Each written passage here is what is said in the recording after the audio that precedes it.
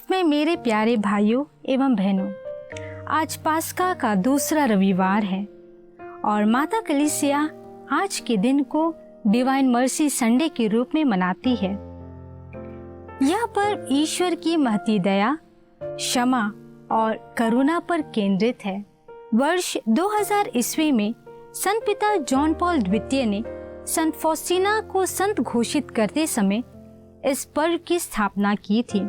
प्रभु यीशु ने संत फॉस्टीना को सन 1930 में दिव्य दर्शन देते हुए ईश्वरीय दया को संसार में फैलाने का संदेश दिया। तब से करुणा की रोजरी माला प्रचलित है और लोग इस प्रार्थना के द्वारा अपने व्यक्तिगत और सामूहिक निवेदनों को चढ़ाते हैं तथा उनकी मनोकामनाएं भी पूरी होती है। इसके द्वारा वे अपने विश्वास में दृढ़ बनते हैं, वह प्रभु की महती करुणा और दया को अनुभव करते हैं। आज की तीनों पाठ पुनर्जीवित ख्रिस्त पर विश्वास को दर्शाता है। प्रेरित चरित्र से लिया गया पहला पाठ प्रथम क्रिस्तियों के बढ़ते विश्वास को इंगित करता है।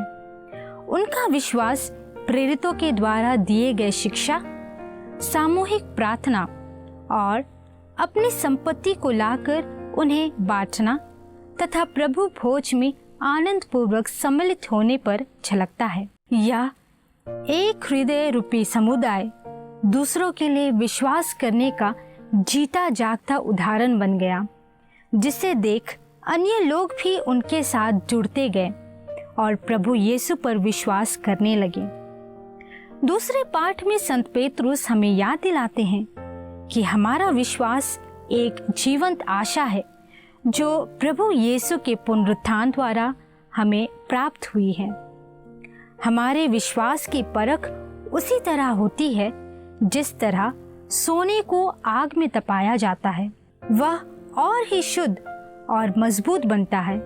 उसी प्रकार हम विश्वास में दृढ़ होते जाते हैं। इसके द्वारा हम आनंद के साथ अंतिम दिन की प्रतीक्षा करते हैं, जब हमारे प्रभु हमें अपनी महती दया से नवजीवन प्रदान करेंगे।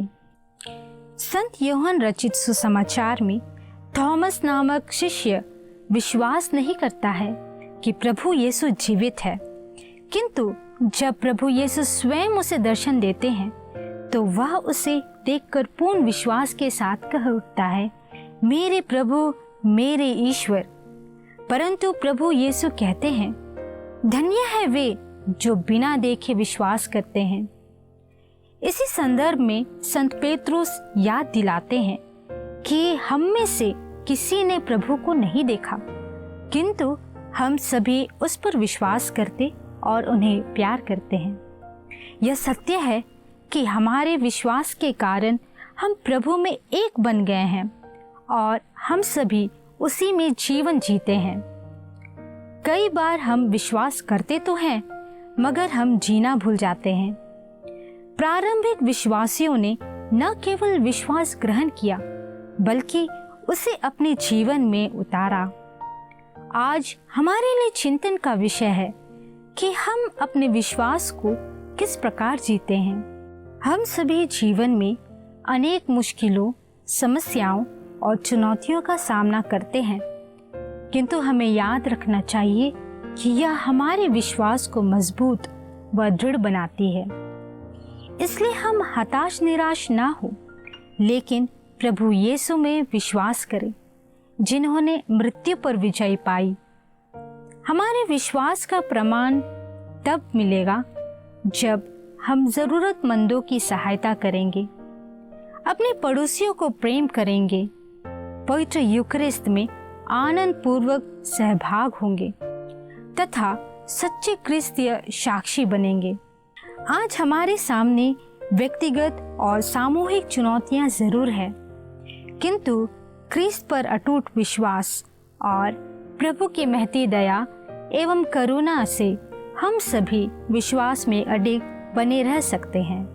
आमीन।